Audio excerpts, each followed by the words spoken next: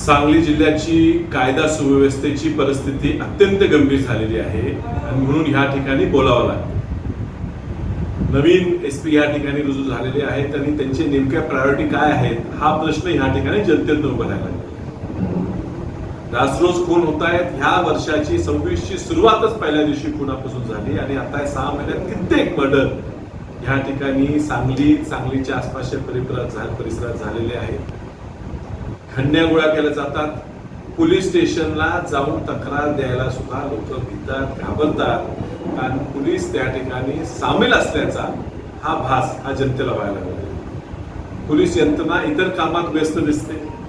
शक्तीपीठाच्या जमिनीच्या अधिग्रहणाच्या कामामध्ये 2 DYSP खानापूर तालुक्यातल्या भाग्यनगर आणि नागेवाडी गावात पहाटे 4 वाजता उपस्थित राहतात आणि पोलिसांच्या फौजफाटा वापरून त्या शेतकऱ्यांच्या जमिनी मोजणी करून फुकटात घ्यायचा डाव शासन या ठिकाणी आणते आणि ह्याला पोलीस यंत्रणा वापरली जाते.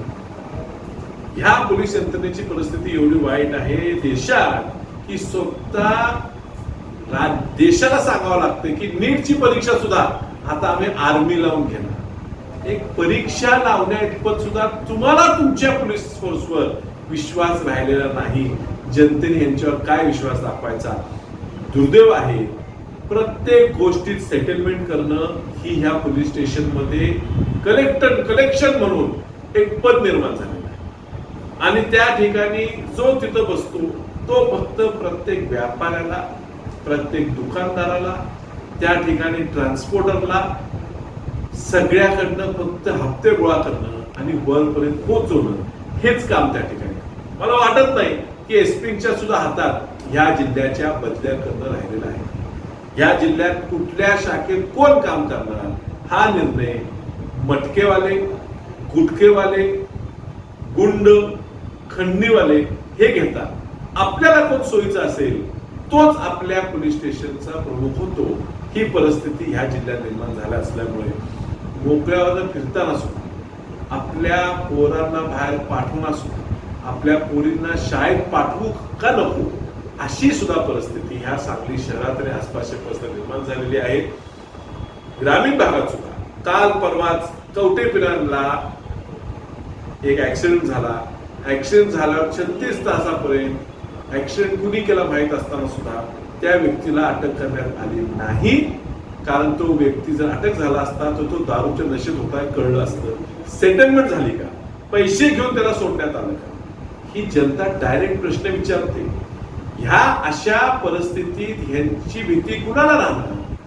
जनतेला आज विचारल्यावर जनतेला माहिती असंच बोला लागते, आला बघा पैसे मागायला.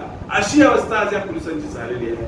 ह्याला कोण जबाबदार आहे. मुख्यमंत्री ह्या खात्याचे प्रमुख आहेत. त्यांनी याबाबत काय निर्णय घेतलेला आहे, काय पावलं घेतले सांगावं.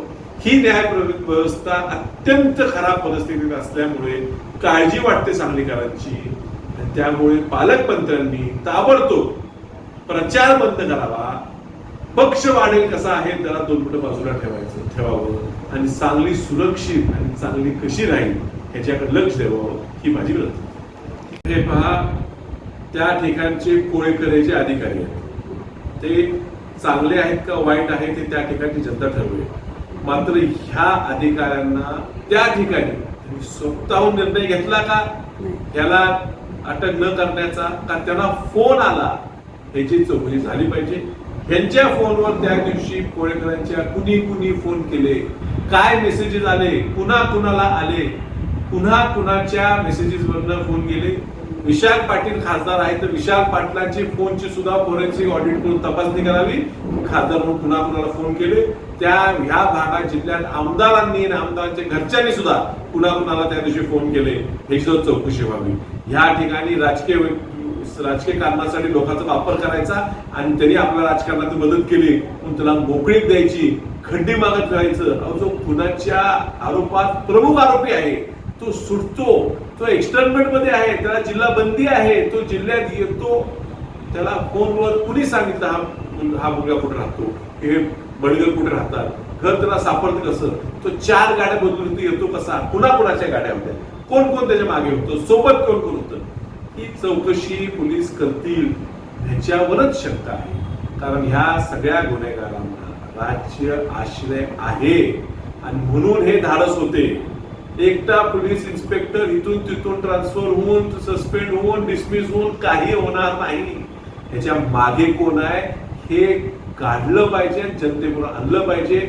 सांगलीत फक्त गोळा करणे हेच जर काम पोलिसांचं शिल्लक असेल, कुणीही सुरक्षित नाही आहे.